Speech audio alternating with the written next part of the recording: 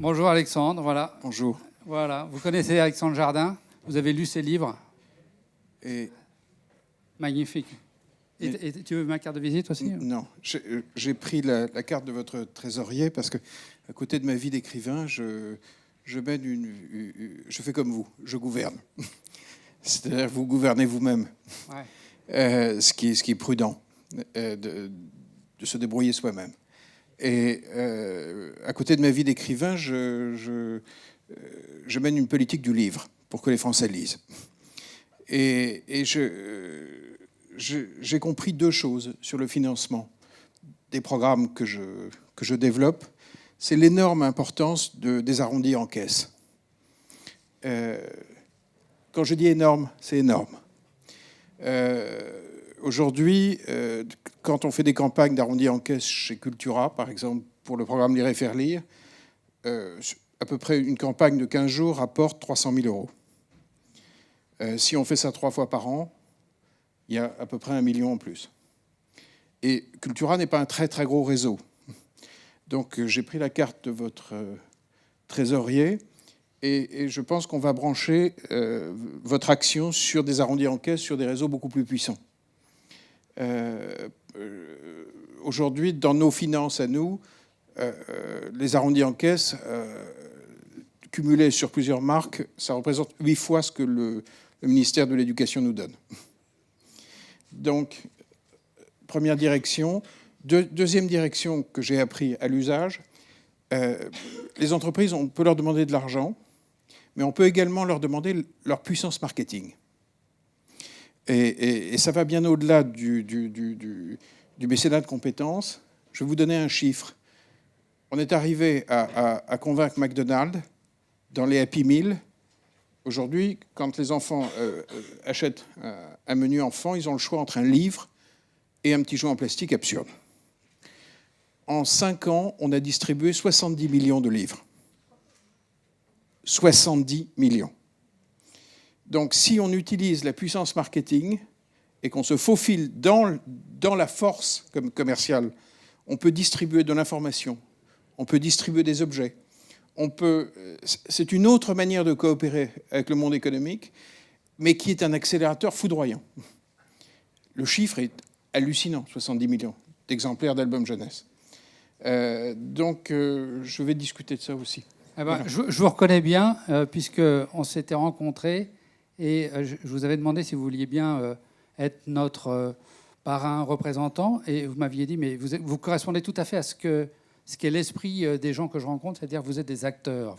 Oui, avez dit. Ce que vous faites. Et voilà. Et donc, merci pour ces idées, et j'espère qu'elles trouveront preneur pour avoir plus de PHRA et de projets de recherche, peut-être encore plus importants en termes de sous qu'on peut remettre aux chercheurs dans le domaine cardiovasculaire.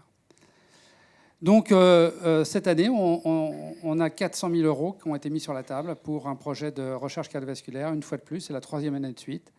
Le conseil scientifique a nommé des reviewers extérieurs qui ont révisé les projets qui ont été soumis. Il y en a eu 3. Ils ont classé les choses. Le conseil scientifique est venu au jury où il y a une majorité de non-médecins. Et le jury a discuté, a délibéré et a décidé. Il n'est pas obligé de suivre d'ailleurs complètement les recommandations du conseil scientifique pour d'autres raisons. Et a décidé de classer les projets. Et le projet gagnant, et je suis très content de ça, c'est le projet d'un centre de province qui travaille avec nous depuis des années, qui est une équipe merveilleuse et qui est représentée ici par le professeur Eric Van Belle et qui va recevoir ce PHRA.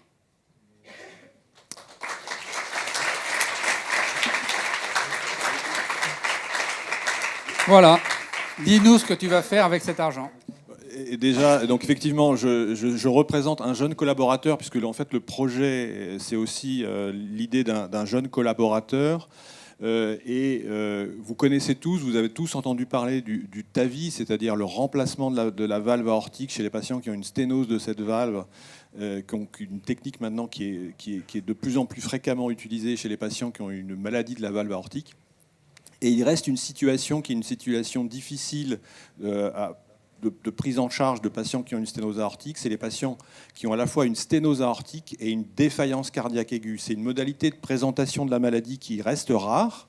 Ça ne représente que quelques pourcentages de patients qui vont débuter la maladie ou identifier la maladie avec cette sténose aortique, mais c'est une situation où la prise en charge est extrêmement difficile. Et aujourd'hui, le traitement de référence est un traitement qui reste relativement simple et rustique, on va dire. C'est de stabiliser le patient, d'essayer de lui faire passer le cap aigu avec différentes techniques de médicaments, voire de dilatation avec un ballon, et ensuite seulement, quelques semaines plus tard, une fois qu'il s'est retapé, de lui proposer le remplacement de la valve aortique. Aujourd'hui, ces techniques se sont tellement améliorées que l'idée, c'est de pouvoir proposer, et dans cette étude, on va tester cette hypothèse, que de proposer d'emblée, dans ces situations aiguës, la réalisation du TAVI. Ça pose quelques challenges ou quelques difficultés d'ordre logistique notamment, mais de vérifier si l'hypothèse de cette stratégie d'utilisation du TAVI en phase aiguë permet d'améliorer le pronostic des patients. Et c'est une étude qui sera réalisée au niveau national, avec bien sûr, parce qu'on aura besoin de beaucoup de centres pour participer à cette étude. Et donc ça, je pense que ce sera un projet fédérateur qui permettra à la communauté cardiologique de comprendre le traitement de cette population et puis un service rendu potentiellement à tous les patients. Et je remercie donc le comité scientifique, le groupe Action et bien sûr les donateurs pour nous permettre de réaliser cette étude. Merci beaucoup, Eric. Et bon courage pour cette étude qui va prendre en charge des patients extrêmement graves. Alors, Pierre Charleux. Voilà. Alors ça, on rentre dans les Master 2. Ce sont donc des internes qui prennent un an de disponibilité, qui ne sont pas payés et qui vont faire de la recherche. Il faut avoir le cœur bien accroché pour faire ça. Dire pendant un an, je n'ai pas de salaire. Et je vais faire de la recherche pour essayer de faire avancer le schmilblick. Eh bien, Pierre fait partie de ces gens-là. Et donc, il aura une bourse de Master 2 qui va lui permettre d'avoir un salaire pendant cette année de recherche. Bien évidemment, il n'aurait pas de bourse, il ne ferait pas le projet de recherche. Et c'est bien une des limites de notre système, c'est que c'est des systèmes comme les nôtres qui permettent de faire avancer la cause universitaire et pas l'université elle-même. Pierre, félicitations.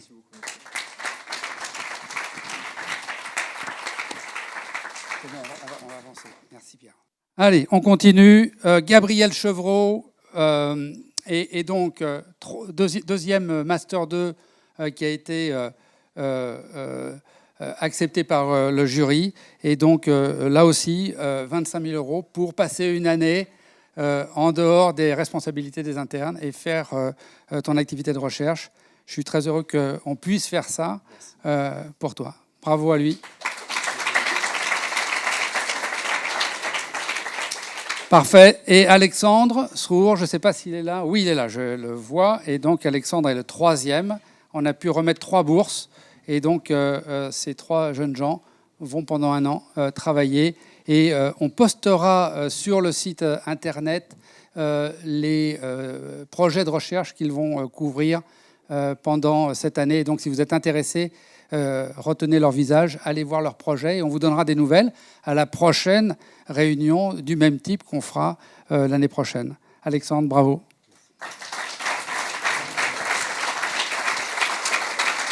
Merci. Comment on peut améliorer notre système, Alexandre, pour faire plus et mieux encore parce que ce qu'on voit là, c'est quasi unique dans la communauté cardiologique, oui. Et c'est impossible ailleurs. Comment faire que ça marche mieux ailleurs et que ce ne soit pas dépendant de quelques-uns. Moi, je suis sidéré par le fait que si on n'était pas là, il n'y aurait pas les bourses master pour ces 3-là, il n'y aurait pas le PHRA pour faire l'étude en question, Marie Yogel n'aurait jamais commencé le sien. Qui doit prendre en charge ça? Cette recherche clinique, l'université ne le fait pas, l'hôpital ne le fait pas, et on est là à combler les trous. Si on monte une campagne d'arrondi en caisse chez Intermarché, ou chez Leclerc, ou chez les très très grosses enseignes, ça va rapporter beaucoup d'argent.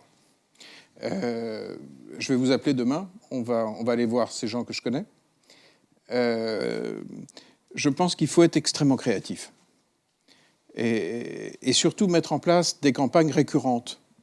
Mes campagnes, par exemple avec Cultura, c'est 2 ou 3 fois par an. Donc je peux envoyer des bourses au département qui gère Lire et Faire Lire, le programme Lire et Faire Lire. Je suis en train de faire bouger Amazon vers des choses assez spectaculaires pour la lecture. En réalité, il faut aller voir les grands opérateurs, passer du temps, on va faire ça, faire des rendez-vous et regarder comment on peut s'insérer dans leur propre système. C'est-à-dire qu'il faut leur prendre leurs sous. Il faut surtout prendre leur capacité à lever des fonds en utilisant leur structure commerciale. C'est là où il faut être un peu malin. Il faut être malin, il faut être bon, parce que moi, je ne sais pas faire ça. Hein. Ben, je vais vous emmener. Je vais vous emmener où l'emmener. Être un peu malin de manière à ce qu'on puisse remettre 20 bourses comme ça, 20 Parfait. ou 30. Super. Mais voilà, moi, c'est ce que j'apporterai à votre mouvement. Eh ben, merci beaucoup, Alexandre. Merci.